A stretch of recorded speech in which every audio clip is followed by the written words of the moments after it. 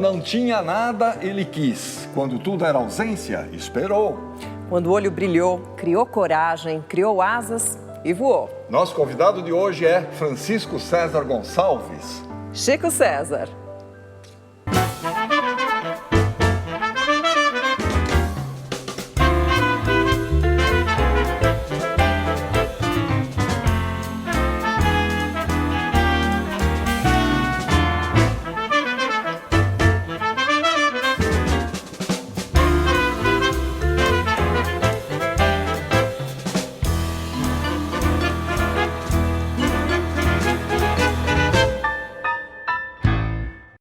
Chico, prazer te receber aqui. Seja bem-vindo no Persona. Grato pelo convite, é um prazer imenso estar aqui com vocês para a gente conversar. Chico, vamos começar falando lá de Catolé do Rocha, tua cidade natal lá na Paraíba, né? Como é que era essa cidade nos anos 60? Como é que era a tua família? Como foi a sua infância lá? Eu nasci em Catolé, mas fui criado no sítio Rancho do Povo, a 4 quilômetros de Catolé, na zona rural, né? A minha primeira infância, ela é praticamente toda rural. Eu sou o 7º filho de uma família de 7, então eu sou o caçula. E em casa, antes de mim, de homem, só tinha meu pai e meu irmão. Então eu fui muito celebrado, muito querido. Então, o meu irmão, ele foi a pessoa que me deu o meu primeiro instrumento. Ele chegou em casa quando eu tinha uns 3 anos de idade, assim, tocando uma gaitinha Dó, Ré, Mi, né, que tinha escrito assim, era bem assim, desse tamanho a gaita Dó, Ré, Mi, e tinha escrito Dó, Ré, Mi. E ele chegou, e eu, o que é isso, o que é isso, o que é? E ele, me dá. Aí ele, só se você me der o seu bubu, a chupeta, né? Aí eu, não, chupeta não. Não, isso aí, aí me dá, só me dá a chupeta. Aí fizemos uma troca, né? Ele deu a chupeta e passei o resto do dia infernizando Deus e o mundo com aquela gaitinha Dó, Ré, Mi. Foi seu primeiro instrumento? Meu primeiro instrumento. Chico, e você aprendeu a ler muito cedo, né? Mesmo antes de ir para a escola. Quem que te ensinou as primeiras letras? Quando as minhas irmãs chegavam da escola e tal, que iam estudar na mesa da sala, eu dava um jeito de ficar meio assim, de joelho em cima do tamborete e tal, olhando elas estudarem na tabuada e na cartilha do ABC, né? B-A, Ba, N-A, Na, N-A, Na, banana, C-A-K, S-A, za, casa. E eu, Aí ali eu fui aprendendo, sem saber que estava aprendendo, e às vezes minha mãe até falava assim, segundo, ela me chamava segundo porque meu pai é Francisco. É como se houvesse Dom Francisco I e Dom Francisco II. Né? Muito bom. E aí eu era o segundo. Segundo, deixa suas irmãs estudarem, meu filho. Pô, você fica aí em cima delas, né? E eu, não, eu estou aqui olhando. E às vezes elas falavam, mãe, chama esse menino velho para lá e tal, que ele está aqui atrapalhando a gente. Eu lá olhando. Aí, finalmente, eu fiz 5 anos de idade e minha mãe me encaminhou para uma escola de Seu Elísio, que era um brincante. Depois eu vim saber que se chamava brincante. Era um homem que dirigia o reisado, um terno de reisado lá do Rancho do Povo, que na verdade era o terno de reisado lá de Catolé. Meu pai brincava reisado com Seu Elísio, que é um alto de Natal, né, o reisado. E Seu Elísio tocava um pouco de viola, era professor, alfabetizava crianças na zona rural. E eu ia com Raimunda, que era minha irmã mais velha, e ia lá para Seu Elísio e tal, e eu ia com ela, todo alegre, satisfeito. Lá, tipo assim, uns 3, 4 dias depois que eu tô lá, e era todo mundo junto, o pessoal da alfabetização, junto com o pessoal de até o 2º ano, né? Uma sala só, uma palmatória pendurada na parede, uma lousa, um globo de madeira, né? E de repente Seu Elísio se volta, se vira assim para a sala, aí diz, Raimunda, minha irmã, o que é que esse menino está fazendo aí no meio das suas pernas e dentro do seu livro? Aí ela falou, Seu Elísio, ele está me ensinando. Raimunda, como assim? Que história é essa que esse menino está lhe ensinando? O menino veio aqui aprender, ele faz 3, como é que ele já está lhe ensinando? É porque eu não sabia, Seu Elísio, eu pedi aqui, ele está me explicando. Aí ele disse, ele não sabe ler. Ela falou, sabe, ele sabe. Ele está me ensinando. Aí ele falou, leia aqui, menino. E eu já com medo, né? Está fazendo alguma coisa errada. Aí eu comecei a ler, né? Tipo, meninos travessos, o cachorro se chama Peralta e tal. Aí ele disse, ele decorou. Aí começou a virar as páginas de trás para frente e eu lendo devagarinho ali, né? E tal, aí ele falou, Raimunda, diga com a Detelvina para ela vir aqui no final de semana que eu quero ter uma conversa muito séria com ela. A sua mãe? Com a minha mãe. Eles eram compadres, né? Quando foi no sábado, assim, à tarde, sei lá, domingo, aí foi e nós fomos junto com ela. E aí ele disse, comadre, eu não posso ficar com esse seu filho mais novo aqui, não. Ela disse, o que é que ele aprontou com o Padre Elísio? Ele falou, não aprontou nada, é que ele já sabe ler, eu não tenho nada para ensinar para ele aqui, não. Aí a senhora vai ter de levar ele para estudar no outro canto, na cidade. E ela disse, não, ele é muito pequeno, eu não posso mandar uma criança de 5 anos andar 4 quilômetros todo dia. Da minha casa para o seu Elísio já dava tipo 1,5 km, 2 quilômetros. Só que para a cidade seriam 4 quilômetros. Para ir e depois mais 4 para voltar. Aí ele disse, comadre, é o seguinte, para a gente resolver, eu vou ficar com ele esse ano, tipo, enrolando, para ele brincando e se acostumando com os outros, mas quando chegar o fim do ano, a senhora já tem que saber que no ano que vem ele vai ter que estudar na cidade. Aí minha mãe conversou com a minha tia, que trabalhava num colégio de freiras alemãs que fugiram da Segunda Guerra Mundial e criaram um Colégio Normal Francisca Mendes, lá em Catolé, e acertaram de eu ir lá e fazer um teste comigo, não sei o que, isso aconteceu depois, e a partir dos 6 anos de idade eu comecei a fazer esse percurso dos 4 quilômetros para lá e 4 quilômetros para cá e tal. E a minha mãe também lembra que quando eu fui fazer o tal do teste, conversando com 2 freiras e tal, que quando eu voltei eu falei, eu não vou estudar naquele colégio. Aí ela disse, mas por que, segundo, você não quer estudar naquele colégio? Porque lá todo mundo tem sapato. E eu não tinha sapato. Era sandália, né? Sandália. E aí ela falou, não, se você for, a gente vai dar um jeito e vai comprar um sapato para você. E assim foi depois. Com 8 anos, eu comecei a trabalhar numa loja de discos e livros. Trabalhei dos 8 aos 15 anos nessa loja.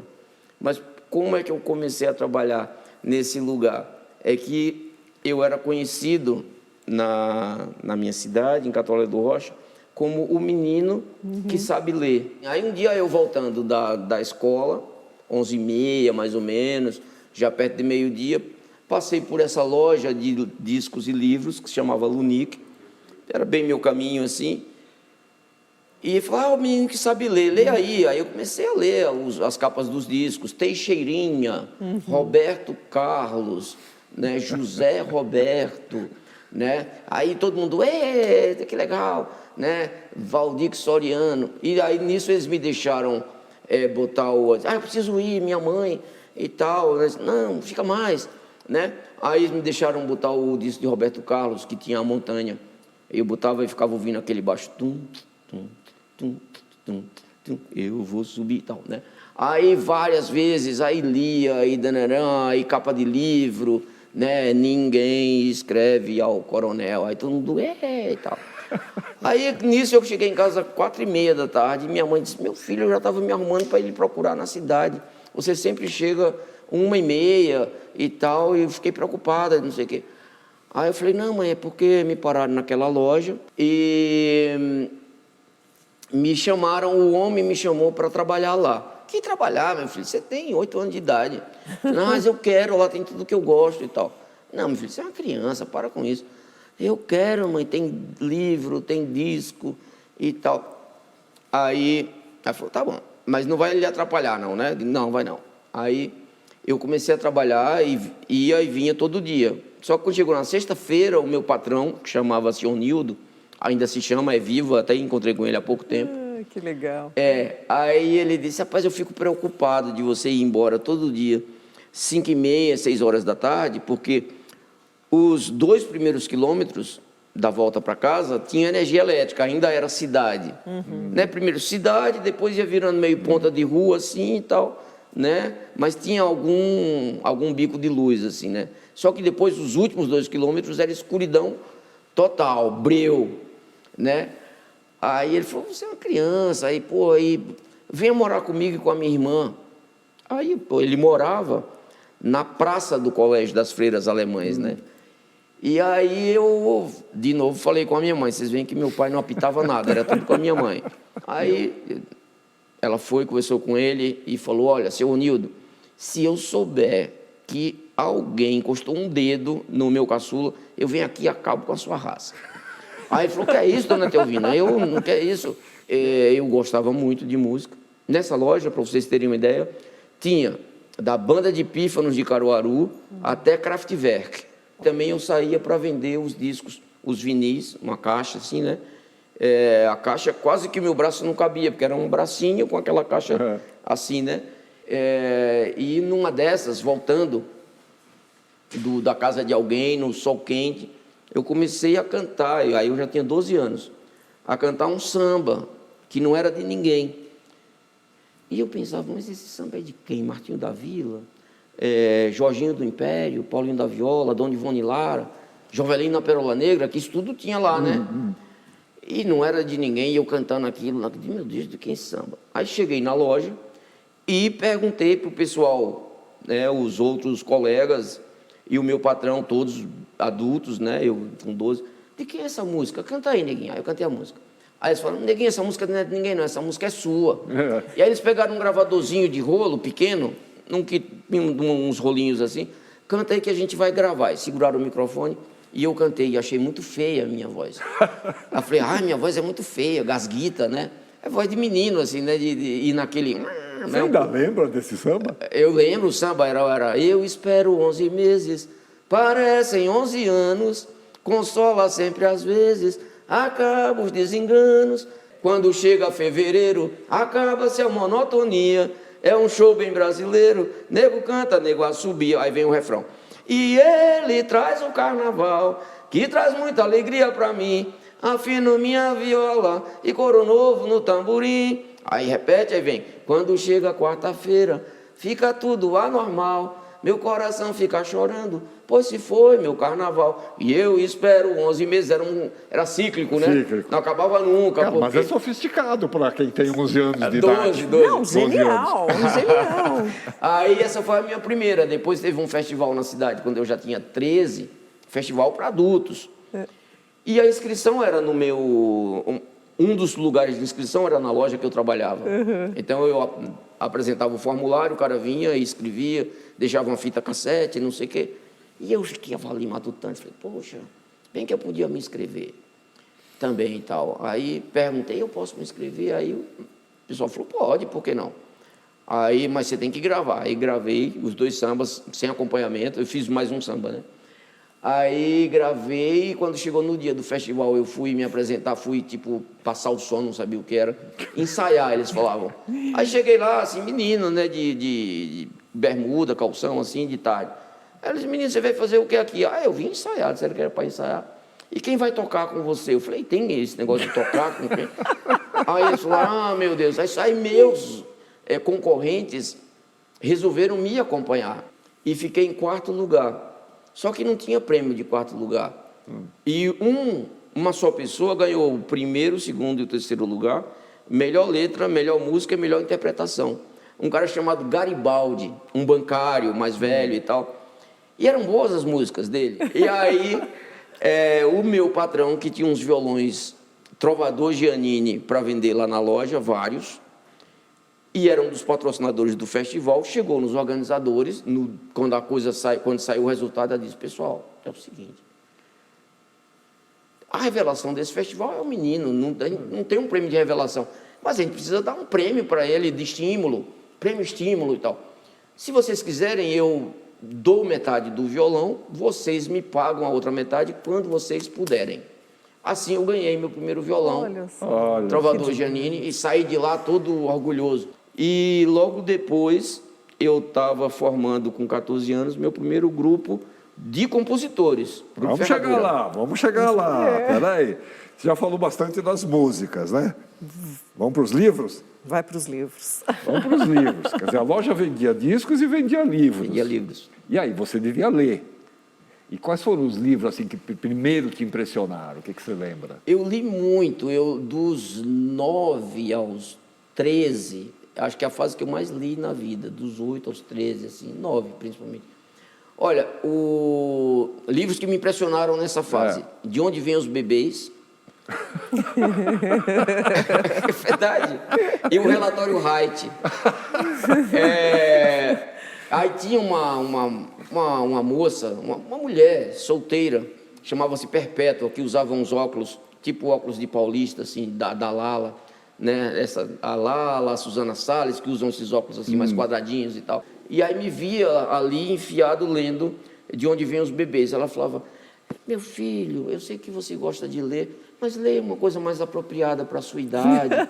Aí eu digo: o que é apropriado para a minha idade? Ela falava: O Menino do Dedo Verde.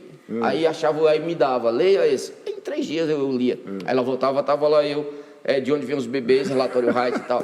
De novo, mas e O Menino do Dedo Verde? Já li, aí eu voltei. Aí ela disse: não, então leia Meu Pé de Laranja Lima, Zé Mauro de Vasconcelos, né?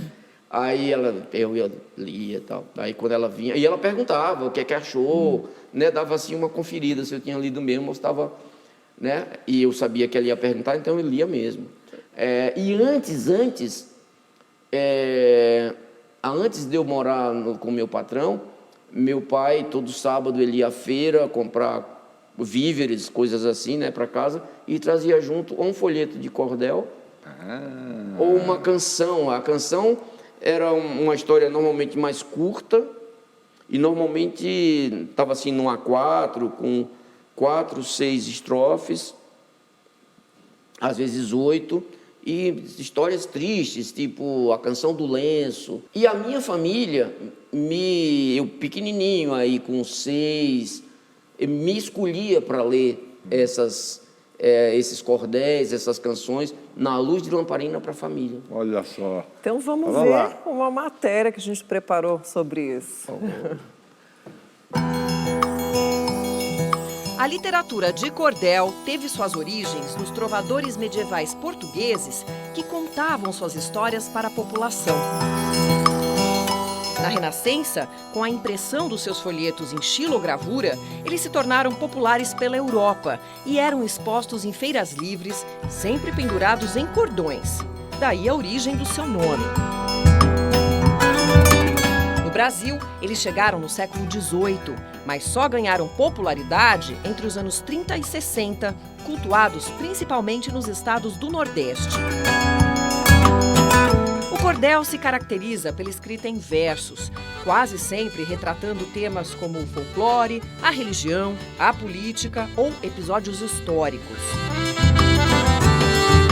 Recheados de ironia, humor e sarcasmo, o cordel foi também fonte de inspiração para cantores de repentes e grandes nomes da literatura.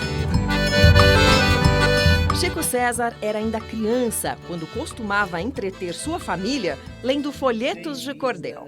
Um contato precoce com essa riqueza de rimas e narrativas.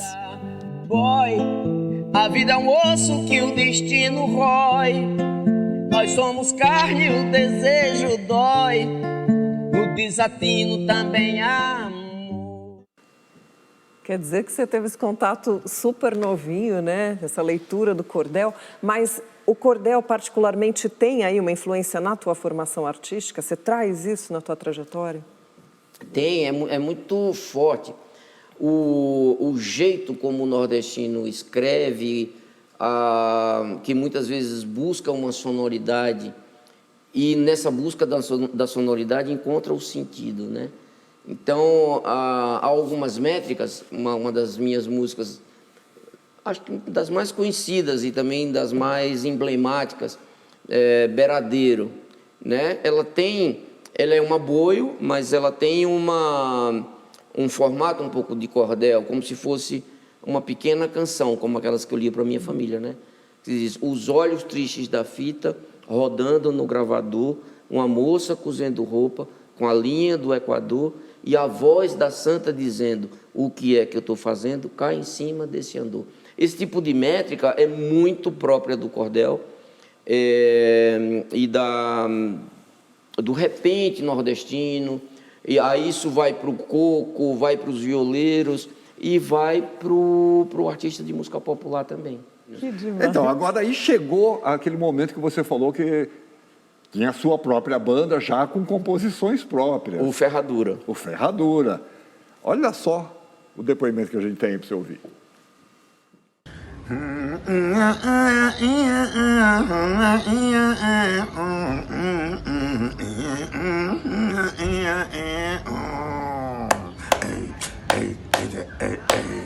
Chico César. Falar de Chico César para mim é música, é poesia, é amizade, irmandade. Muito obrigado, meu irmão, pela sua existência, pela sua força, pela sua determinação em mostrar para essa gente que a gente é possível. Você é um grande exemplo de irmandade, um grande exemplo de pessoa digna do que conquistou desse mundão aí que está aberto para todas as liberdades e todas as conquistas. Muito obrigado pela nossa amizade e para mim é uma grande honra fazer parte dessa irmandade. Valeu, Chico, um grande abraço, meu velho. Quem era tu, quem somos agora, companheiro de outrora, inimigo do amor. Escurinho. Escurinho. Incrível. O Escurinho eu conheci no Colégio das Freiras. E Escurinho era brabo. Escurinho era brabo mesmo, assim. Ele chamava assim Escurinho por causa de um jogador do Internacional, daquele tempo que tinha Figueroa, Manga, o time do Internacional, lá no Sul, né, em Porto Alegre. E ele jogava bola muito bem. Quando eu ganhei aquele violão no festival,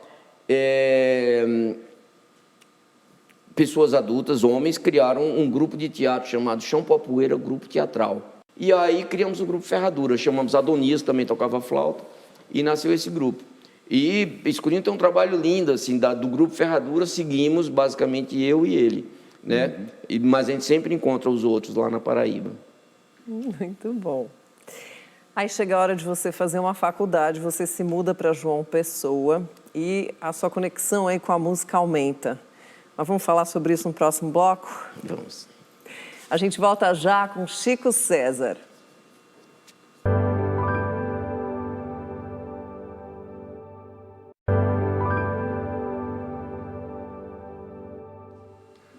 Muito bem, retomando a nossa conversa com Chico César aqui no Persona.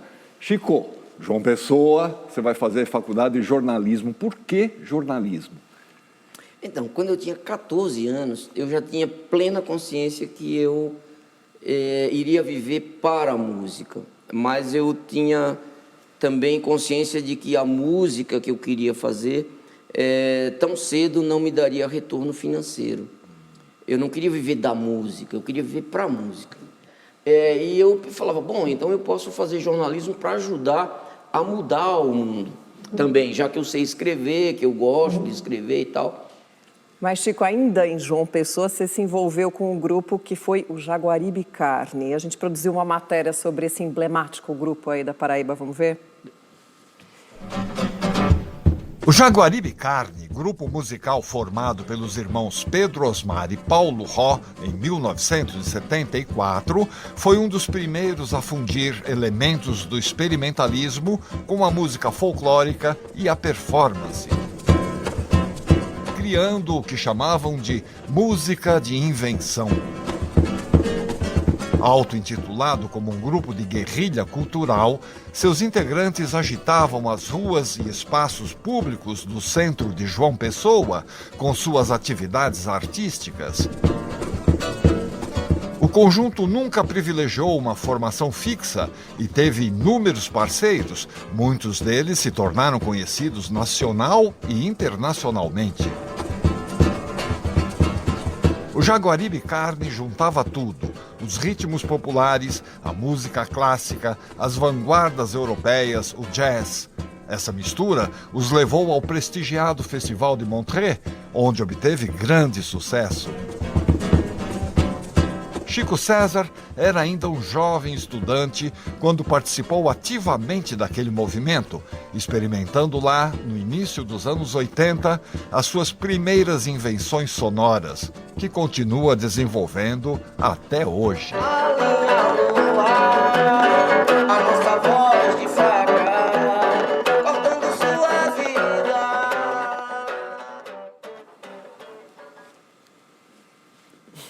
Jaguaribe. Que incrível essas imagens sobre o Jaguaribe Carne e tal. O Jaguaribe Carne é uma universidade popular, né? Quando eu cheguei em João Pessoa com 16 anos para fazer o terceiro científico, eu fui levado à casa de Pedro Osmar, que é o mais velho dos irmãos Pedro e Paulo. E Pedro, nessa época, ele já era gravado por Amelinha, por Elba Ramalho, e tocava viola de 10 cordas na banda de Zé Ramalho. E ele era uma referência, assim, para nós, os mais jovens, e mesmo para todos, na cidade e tal, né? Pedro, ele, de certa forma, influenciou Lenine, né? Ele é muito respeitado, assim, por ser um grande músico e ter uma atitude muito própria, assim, completamente desligada da coisa do show business. É um artista no sentido, assim, profundo da palavra, né? Escreve, pinta, compõe. E eu morava na casa do estudante, secundarista lá da Paraíba, e eles meio que me adotaram, os dois, o grupo Jaguaribe Carne, né? E foi Pedro Osmar que me deu o nome de Chico César. Até ali eu era César. E ele estava montando um cartaz de uma coletiva de música, que ele tinha perguntado se eu queria participar, que se chamava Lá Vem a Moçada. Aí os participantes, né? Livardo Alves, Roberto Araújo, Zé Wagner, Paulo Ró, Pedro Osmar, e todo mundo tinha 2 nomes, né? Aí ele falou, como é seu nome mesmo, menino? Aí eu falei, César. Aí, só César? Aí eu falei, todo mundo me chama César. Ele falou, não, mas eu não vou botar aqui César no cartaz, não quer dizer nada, César. Aí eu falei, mas tem gente que tem um nome só, Amelinha, Taiguara. Aí ele falou, mas olha o tamanho dos nomes, né? Não é César. Aí ele falou, pô, rapaz. Aí ele disse, mas como é que você chama mesmo? Aí eu falei, Francisco César Gonçalves. Aí ele falou, César Gonçalves não dá, que fica parecendo cantor de bolero. Francisco César, pior ainda, que parece mais antigo ainda. Aí e como é que seus amigos lhe chamam? Cezinha. Ele falou, não, Cezinha dá não. Ninguém vai levar a sério alguém que se chama Cezinha. Eu falei, mas todo mundo me chama Cezinha e me leva a sério até agora. Não. Eu vou botar aqui Chico César, com a letra 7 lá. Eu digo, mas rapaz, Chico é meu pai e tal. Ele disse, não, vou botar aqui. Depois, se não quiser, você muda de nome outra vez, né? Mas para essa coletiva vai ficar assim. E aí ele que me deu o nome. E ficou. E ficou. E deu muito certo. Porque ele falou, Chico César, 2 nomes fortes. O Pedro Osmar era um grande agitador lá da região, além de ser um grande músico, um grande artista, de modo geral, Sim. mais do que músico, né? Sim. Ele mandou um recado aí para você. Pedi. Chico César é meu irmão. Eu cuidei dele e ele cuidou de mim, cuidou de nós aqui na minha casa e cuidou de mim aí em São Paulo, na casa dele. É um cara que está de mãos abertas para as pessoas que lhe são caras. Ele é meu parceiro, tocamos juntos durante muitos anos aqui em João Pessoa. Quando ele chegou de Catolé, ele veio para ser adotado por várias famílias na cidade. E a nossa casa foi uma delas. Ele é um cara muito bom. Estou muito contente pela sua vitória, pela sua vida de artista.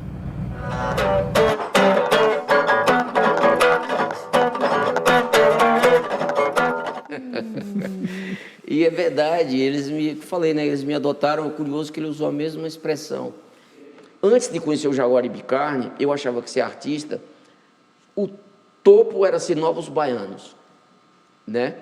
Era assim, você era cabeludo, namorava umas mulheres cabeludas também, usavam umas bolsas assim de cordão, que o cabelo se misturava com as bolsas de cordão, e ninguém sabia direito quem era homem, quem era mulher, porque era tudo, um usava a roupa do outro também e tal.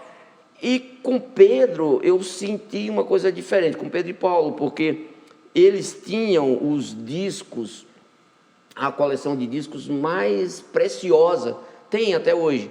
Então aquilo abriu a minha cabeça, ele botava um lado do disco e ia lá para dentro cuidar das crianças, da comida, não sei o quê, e eu ficava ouvindo aquilo. Aí ele falava, isso aí é Zavigny com a sua orquestra, né? Eu falava, isso aí é Ravi Shankar, música indiana. Aí depois isso aqui é música paquistanesa, né? E aquilo abriu minha cabeça. Eu falei, opa, tem mais coisas, há mais coisas a conhecer além dos novos baianos. E eles faziam a música mais louca e eram super caretas. Não bebiam, não usavam nada, eram alterados de dentro para fora, né? E aí voltavam para casa assim com o pão às 6 horas da tarde para a família e tal, trabalhavam assim e tal. Isso, de certa forma, me salvou, porque eu, menino assim, eu bebi muito, comecei a beber com uns 13, junto com os meus amigos do 14, então, do Ferradura e tal, né? Aí quando eu conheci o Jaguaribe Carne, eu falei, opa, tem um outro jeito de ser, você não precisa ser doidão, você pode ser, ter um equilíbrio ali, né, e tal, e fazer uma música muito instigante e fazer movimento de cultura popular, fazer cultura popular. Então a gente tinha um Fala Bairros, que eram umas programações alternativas nos bairros onde a gente morava, por isso a gente viu ali Fala Jaguaribe, né? E o grupo chamava-se Jaguaribe Carne, porque o bairro chamava Jaguaribe, e carne por causa do movimento antropofágico. Muito bom. E aí aparece um pessoal de São Paulo fazendo um som diferente para apresentar um show em João Pessoa. E aí chama o Jaguaribe Carne para fazer a abertura. Mas tem alguém que começa a contar essa história, dá uma olhada. Chico César, eu conheci ele em João Pessoa em 1983, eu acho que estava fazendo o projeto Pixinguinha. A gente fazia uma versão do Clara Crocodilo, e com a Vânia Bastos cantando, uma banda muito legal, e o grupo do Chico César chamava Jaguaribe Carne, se eu não me engano. Eles abriam o espetáculo, né? E chegou a ter algum tipo de interação, eu lembro, com os músicos da banda, acho que com o Tonho, com o Duda, não me lembro, Tavinho. Teve alguma interação, né? Eu lembro disso.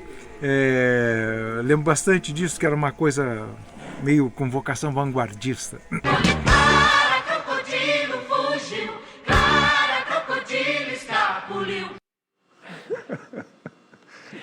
Só que você vai ter que terminar de contar a história. Não, é incrível porque o projeto Pixinguinha, ele tinha uma janela para bandas locais, artistas locais, e nós fomos escolhidos. E nessa época, a gente às vezes, por exemplo, aí chegava, Paulo Ró era carteiro, ele entregava cartas, né? Ele vinha do trabalho de entregar cartas pela cidade, botava outra camisa em cima, a calça do correio embaixo, Pedro Osmar vinha da gráfica, e a gente ficava assim, o que é que a gente vai fazer? Na hora a gente decide, a gente fazia meio de improviso assim. E eu me lembro que a gente decidiu, por sugestão de Pedro Osmar, vamos abrir cantando o Como Pode o Peixe Vivo, só que cada um no tom que quiser, na velocidade que quiser, do jeito que quiser. Então um cantava Como Pode, o outro Como Pode o Peixe Vivo vive fora, Como Pode, assim, né? É uma polifonia. Uma polifonia. E Tonho Penhasco viu a gente combinando isso. A gente não conhecia o Tonho, sabia que ele era da banda do Arrigo. Ele disse, o que vocês vão fazer e tal? Posso entrar com vocês? Pode. E ele entrou, não sei mais quem entrou, se foi Duda, né, o baterista. E aí ele entrou e tal, e fizemos, e dali depois a coisa ia meio tomando uma onda, como se fosse... Era como se fosse uma espécie de um jazz caótico mesmo, assim. E uma coisa formada, aí cantava uma canção, bem no formato canção pelo meio e tal. Eu acho que se eu não tivesse tido a loja de disco lá atrás, que era, vamos dizer assim, uma oficina de canções, né, onde a canção estava muito valorizada na loja de discos, talvez eu tivesse me perdido e ficado num ambiente mais do experimentalismo.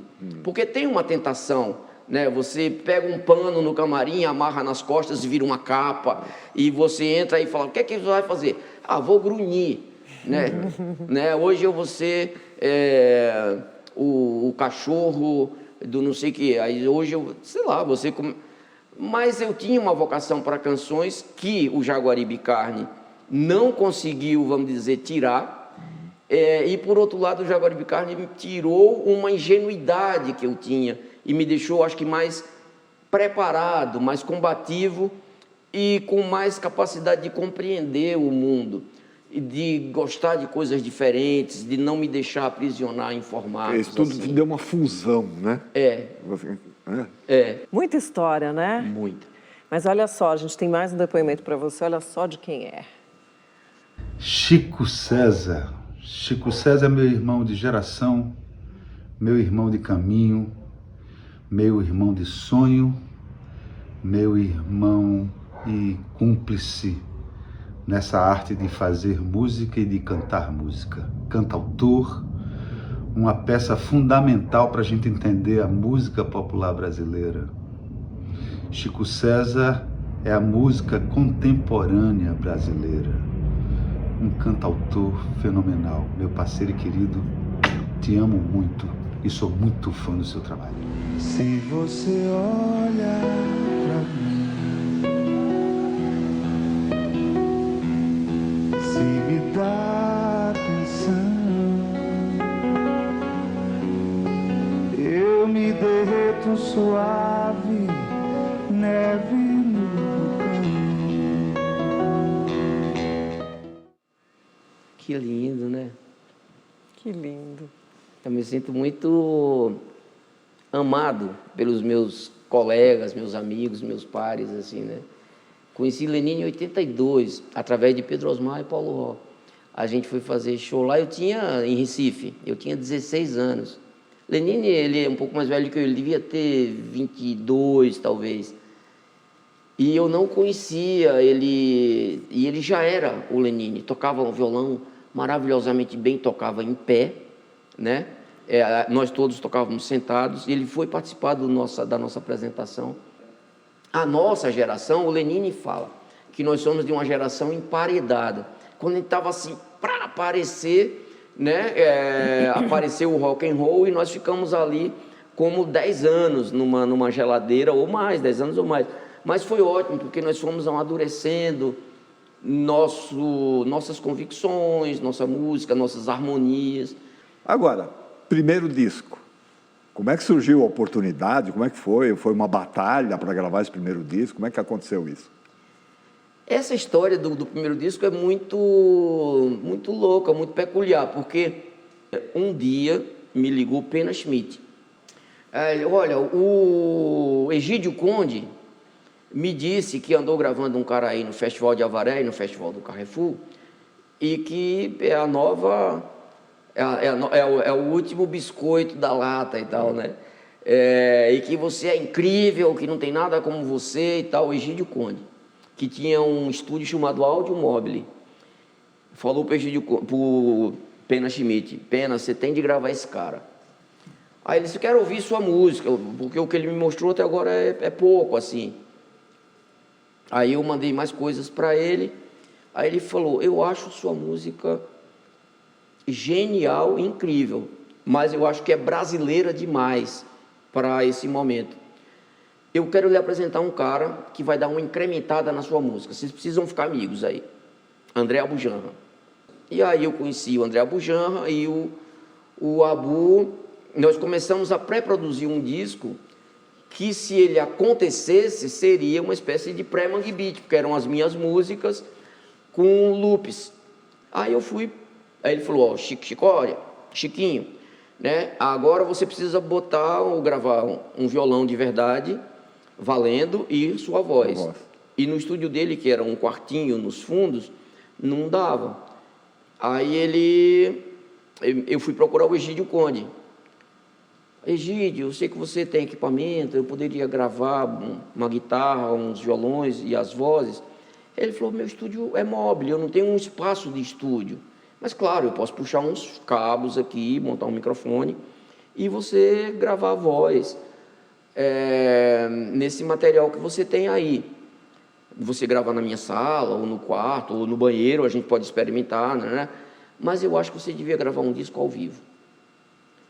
Disco ao vivo? Ele falou, cara, você ao vivo não tem para ninguém hoje. E acabou o disco sendo lançado pela Velas, de Ivan Lins e Vitor Martins. Chico, e esse figura que causou todo esse furor na tua vida te mandou um depoimento. Minha história com o Chico César é muito bonita.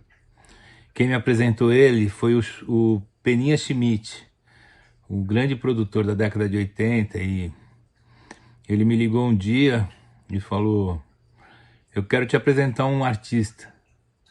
Levou o Chico na minha casa, a gente se amou imediatamente. Comecei a produzir o trabalho dele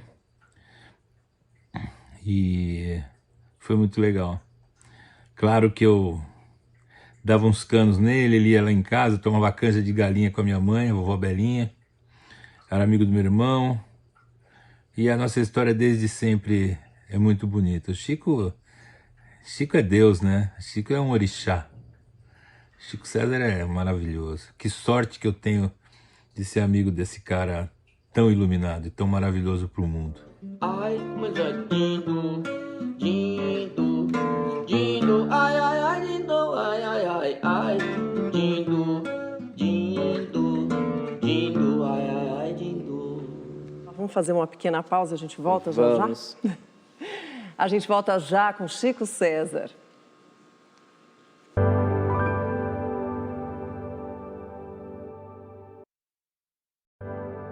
Voltamos a apresentar Persona, Cris Maxud e Atílio Bari. Pronto, o Persona está de volta, hoje conversando com Chico César. Chico, como a gente dizia, o seu sucesso chegou e todo mundo que gosta de boa música sabe disso, sabe do resultado.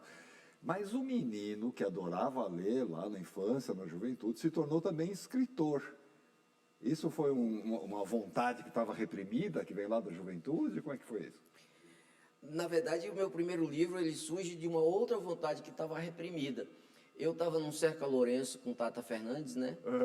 Que só queria ser minha parceira de música, taraná, e eu queria aprofundar a parceria em em várias direções. Né? Tava apaixonado. Quando eu conheci Tata, eu fiquei muito apaixonado por ela, porque ela era uma tradução da cidade de São Paulo. Né? Ela era intensa. Cantora e compositora, branca de cabelos ruivos era e radical. E eu, perto de um final de ano, assim, muito tomado pela paixão, comecei a escrever os cantos elegíacos de Amosade. Né? Ela me deu de presente um caderninho, um caderno vazio, um bloquinho assim. Ela era dessas pessoas que gostam de bloquinhos e tal. E eu comecei a escrever aquele bloquinho. E aí dizia, seu poeta preferido, era para ela que estava escrevendo, mas não sabia ainda que era. Seu poeta preferido, bem antes de ser ferido, já era ferido antes. Não visitou as bacantes, as nereidas e as ninfas, quis beber de sua linfa, esperou e não morreu. Esse poeta sou eu, de lira desgovernada, deliro, musa amada, órfão bisneto de Orfeu. Eu, para cantar, não vacilo, digo isso, digo aquilo, digo tudo o que se diz, digo Veneza, Recife, Fortaleza que se abre, quero que o mundo se acabe, se não disser o que sinto, digo a verdade, minto, vertente me arrebata, minha voz em serenata, labareda e labirinto. Cada estrofe dessa era uma página do bloquinho. O bloquinho dava exatamente para 11 linhas. Aí, primeira estrofe, aí tinha 140 e tantas páginas, eu escrevi 141, acabou o caderninho. Aí eu disse, ela me deu um caderno vazio, eu vou devolver um caderno preenchido para ela. Isso era o Cantos Elegíacos de Amosade. Ela leu, aí chorou, Curumim, não sei o que, tal, né? Ela chamava Curumim. E um dia caiu na mão de um editor do Rio de Janeiro, que eu nem conhecia, e aí ele disse, olha, eu nem sou tão fã assim da sua música, gosto, mas não quero lançar o seu livro, porque para mim é um livro. Ele falou, eu sou um editor, e esse é um produto incrível, nós temos que lançar. E, cara, não sou escritor, sou cantor, não, isso é um produto. Aí lançamos. Ele arrumou um ilustrador que fez umas espécies de xilogravuras maravilhosas, assim. Capa do livro Cantáteis, Esse foi meu Cantos primeiro livro, Elegíacos de sem Amuzade, querer. de Depois Chico escrevi César. mais 2, quando estava lá em João Pessoa como secretário de Cultura. Escrevi um para crianças, O Agente Laranja e a Maçã do Amor. E escrevi meus versos pornográficos. Tem um depoimento de um parceiro seu desse livro. Márcio André de Souza Haas, escritor A e forma cineasta, que eu conheci branco o de Chico foi cabelos muito castanhos e interessante, barba né? grisalha. Assim, eu sempre fui um grande fã do Chico, desde moleque, desde né, que ele lançou o primeiro álbum dele, eu cresci com as músicas dele, né? E aí eu lembro que há uns anos atrás, eu morava em Santiago de Compostela, eu estava fazendo um filme ali, né? E aí um amigo meu falou, cara, olha, hoje à noite tem um show do Chico na Casa das Crechas, do Chico César na Casa das Crechas. Falei, cara, eu não acredito, porque a Casa das Crechas é um lugar super tradicional, mas é um lugar bem bem pequenininho, assim, lá na Fachada da Casa Santiago. das Crechas, Santiago Cabe de umas 30 Compostela. pessoas, eu achei aquilo assim, eu falei, cara, uma generosidade extraordinária, eu fiquei ainda mais fã do Chico, né? A E tela aí fui divide-se lá, em duas e lateralmente. aí ele tocou aqueles clássicos todos, Mama África, né, Mulher Eu Sei e tal, e eu fui me emocionando, há muitos anos eu não vivia no Brasil, fui me emocionando, né? Foi uma coisa meio catártica, né, assim. E quando terminou o show, eu fui lá na frente dele, né, cheguei lá diante dele, olhei pra ele assim com lágrimas nos olhos, ele me olhou e a gente se abraçou assim, ficou se abraçando assim, um tempão. Como se fossem dois amigos que não se viam há muito tempo, né? Só que a gente nunca tinha se visto. E ele provavelmente tinha a mínima ideia de que eu era, né? Que era esse maluco, né? E aí começou um diálogo bacana, né? A gente começou a falar sobre poesia, né? Porque eu era poeta, então o nosso diálogo era sobre poesia, basicamente. E ele estava fazendo, nessa época, uns versos eróticos, e aí eu falei, cara... por que não pega esses versos e faz um livro? Capa do livro Né? Versos Pornográficos. E aí ele acabou lançando os versos pornográficos, né?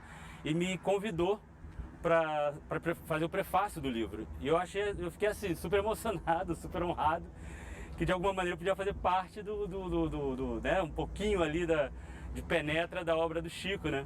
Que para mim é um dos grandes poetas vivos da língua portuguesa. Então, para mim foi uma grande honra conhecer esse ser humano, Chico. Ô Chico, nem todo mundo sabe que há uma longa tradição de versos eróticos e pornográficos, coisa que vem lá dos medievais, né? Gregório de Matos, lá na Bahia, né? Tudo isso. Mas o que te levou a entrar nesse gênero, vamos dizer? Rapaz, acho que foi uma solidão mesmo. Eu tava numa seca miserável lá em João Pessoa, secretário de Cultura, e o negócio era muito sério, eu levava muito a sério ir pro trabalho cedo, não sei o quê. Evitava sair bastante, porque para todo lugar que eu ia, as pessoas falavam, secretário, eu tenho um projeto aqui para lhe mostrar. E eu ficava ali um pouco solitário numa casinha que eu aluguei na Ponta dos Seixas. E aí comecei a escrever, né, esses versos, né, e não punha muita fé, assim, né, e que era um livro. E ele me convenceu de que era um livro. Falei, não, cara, isso é um livro, vamos lançar. E ele tinha contato com foi quem arrumou a ilustradora lá de Budapeste, né, e lançamos. E esse livro foi, inclusive, indicado ao Jabuti, ficou ali né, eu tinha toda uma coisa com os versos elegíacos, os cantos elegíacos de Amuzade, e esse ganhou muito mais visibilidade. Eu estava uma vez dividindo o show com Maria Bethânia e criei coragem e entrei no camarim de Bethânia assim, falei, Bethânia, eu tenho um negócio para lhe dar e tal. Pode ser? Ela, entra aqui, meu caboclinho, não sei o que e tal. Eu disse, tome, mas não precisa ler agora, nem comentar agora não. Aí, depois ela me ligou e disse, você é safado, né? Você faz essas coisas de amor, mas você é bem safado. Daí eu falei, eu adorei seu livro, adorei. Aí um dia ela dando uma entrevista para o Globo, para uma moça, falou, Bethânia, o que é que você tem lido? O que é que li? Aí ela disse, olha, eu li recentemente uma coisa que me impressionou muito, é o livro de versos pornográficos de Chico César. Aí Bethânia lançando luz sobre uma coisa, as pessoas ficaram todas loucas pelo livro, o livro foi para o prêmio, não sei o que, né? E é engraçado, porque eu só tenho esse livro, né? Muitas pessoas me cobram, e aí, tem que escrever o segundo. e tal. Eu digo, não, vamos devagar com esse andor, né? Chico, obrigada. Que delícia, que viagem que foi. Parece que a gente está num filme, né? Pois é. Viajando aí pela sua caminhada tão rica. Obrigada. Imagina, eu que agradeço. Para mim é um prazer abrir minha alma, meu coração, lembrar, ver os meus amigos dizendo coisas tão bonitas sobre mim mesmo, às vezes coisas que eu nem sei. Mas é bom a gente saber que a nossa trajetória faz sentido, né? Que aquilo que começou lá atrás, né? A essência permanece, isso é bom.